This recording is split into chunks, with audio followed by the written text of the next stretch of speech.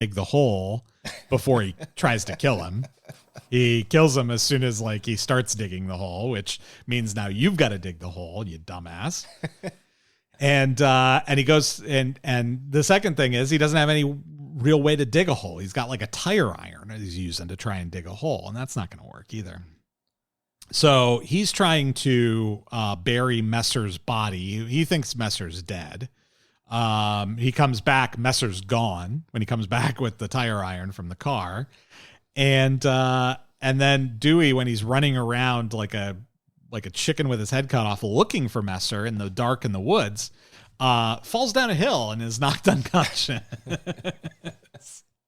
So things are going very, very well for poor Dewey. And poor Messer, for that matter. For some reason, this part of the episode reminded me of The Sopranos, where they were stuck in the woods trying to find that Russian. Yeah, the Pine Barrens. Just maybe. Well, you know what it is? Maybe it's because they're looking for somebody out in the middle of the woods. I guess. But yeah, can you imagine something more miserable than having to dig a grave? Like if you have to move a body. Yeah, and then you have to like dig a hole to put that body in. Right. Yeah. Digging a hole is not easy work. No, people. Anyone who's ever worked in a yard, any type of real digging, it's really, really hard work. Yeah.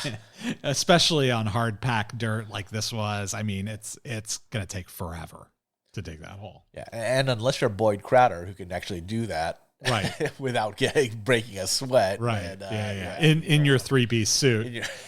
With that watch. Because he did do that with what, 12 guys or whatever from his camp in the first season. Yeah, that should have taken like 2 days. Like that. You need a backhoe. Yeah, exactly. He called Ahern Rentals to get the backhoe to bring it out there.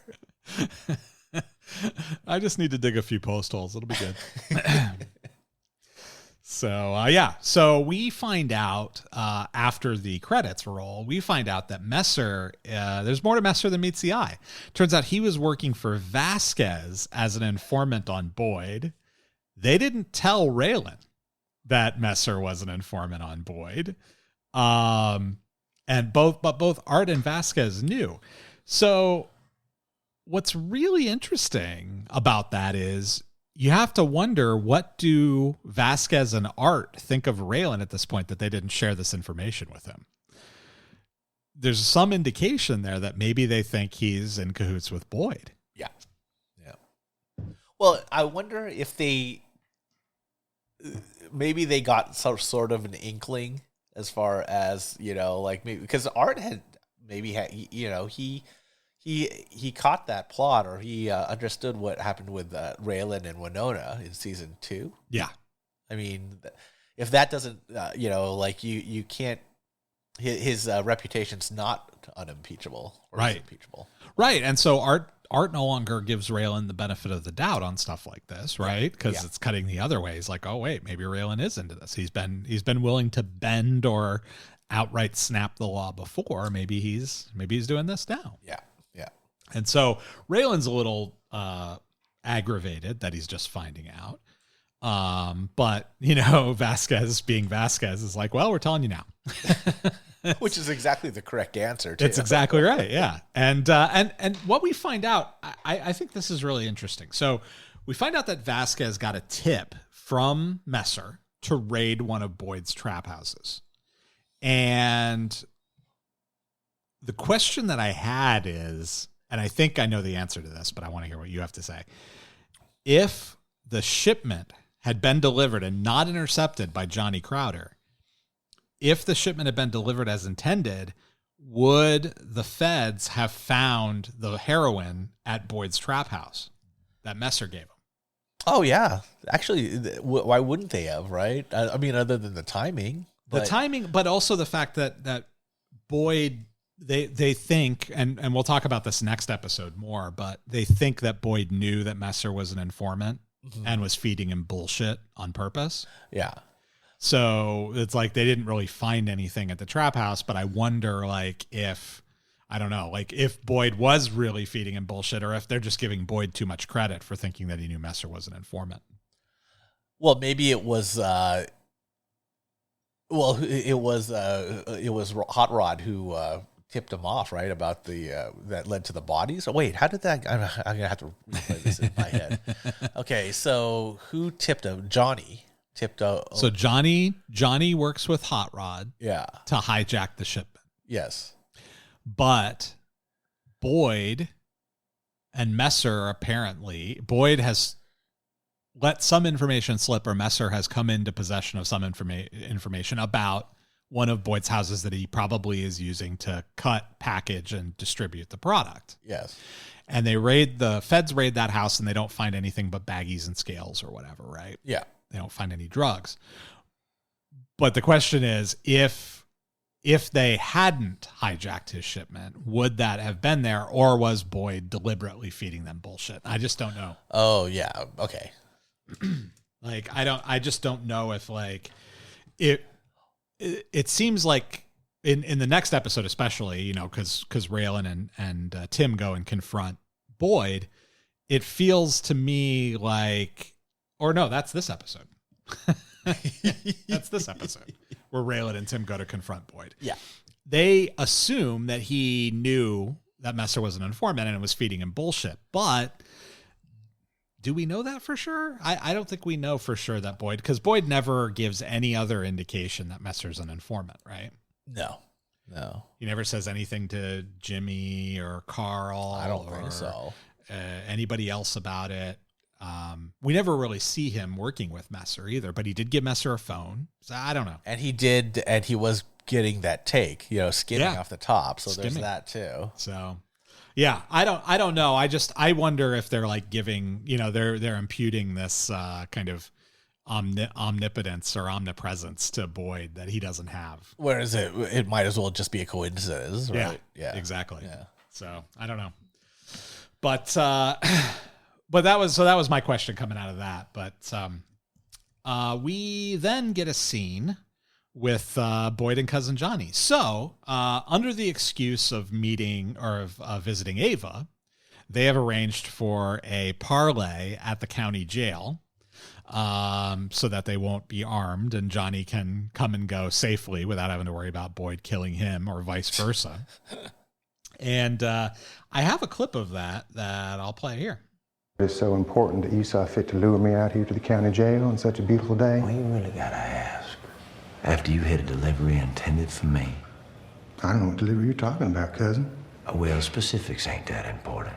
What's important is the question of reparations and restitution.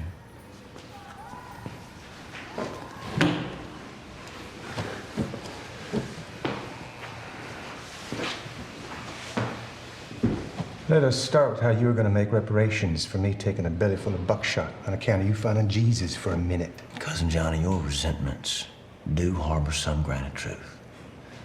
But they are far removed in the history of wrongdoings that you've perpetrated over. Blah, blah, blah, blah, blah, shit. I just about forgot how much I hate the sound of your voice. Using every word in the Webster's without ever saying a damn thing. You want me to get to the point? Yeah, 25 words or less. You tell me why I should give a shit. How about one word? Money. I mean, what? You need some? Oh, well, everybody needs money, Cousin Johnny. I'm saying there's a lot to be made if we can set aside our differences for a minute. Oh, you gotta be kidding me. I'm not. I'm serious as Pope, Johnny. Now, we wouldn't be the first dysfunctional family ever to make a profit. Well, now, see, the thing is, Boyd, I did not come here to see you. I came here to see Ava. And now that I have, as far as I'm concerned, this meeting is done.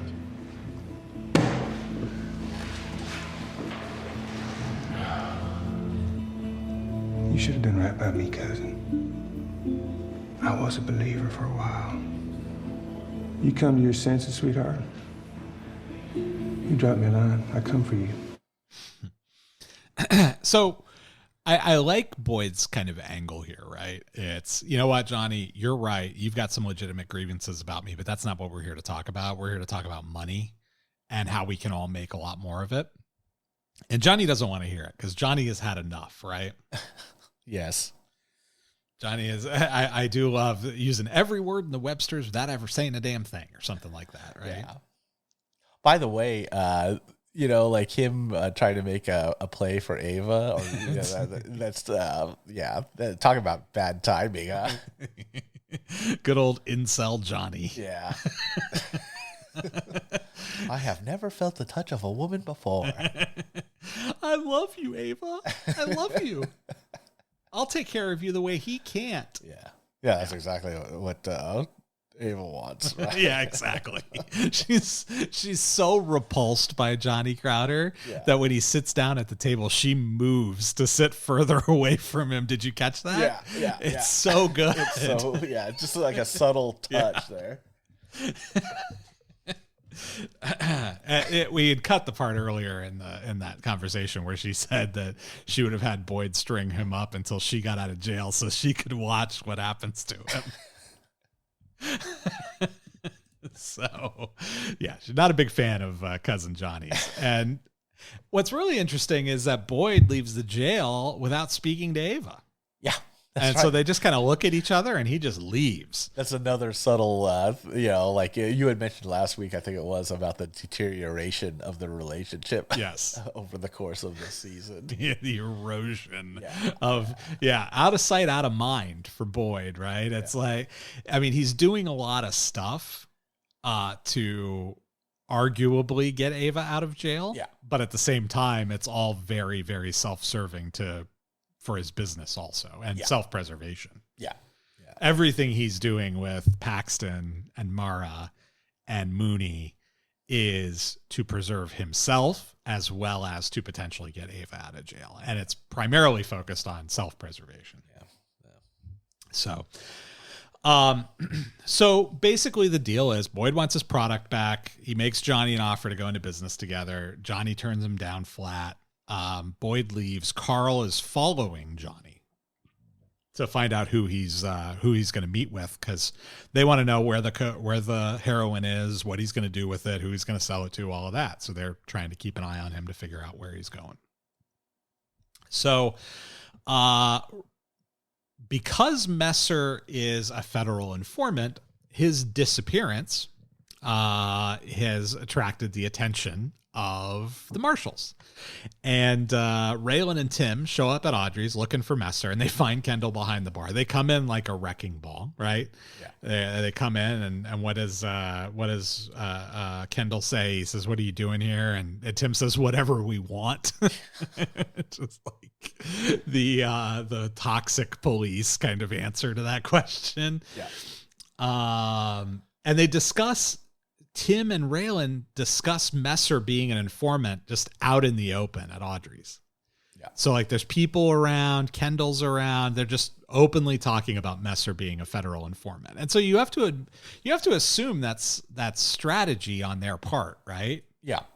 And it makes sense that they would try to like throw that out there just to see what, like when you throw a piece of bait to see what comes up.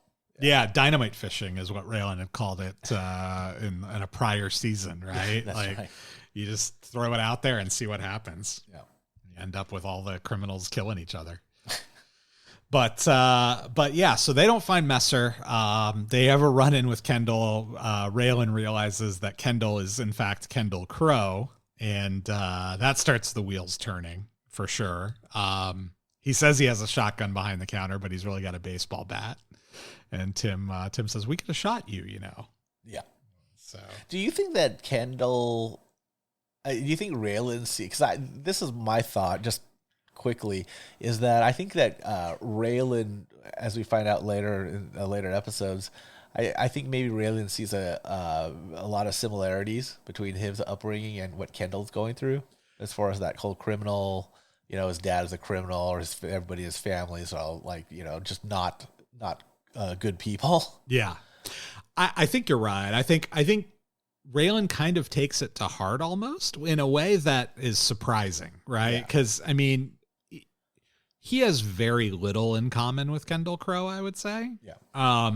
But at the same time, there are these sort of kind of traits that they share with the father. Well, in Kendall's case, he just doesn't have a father per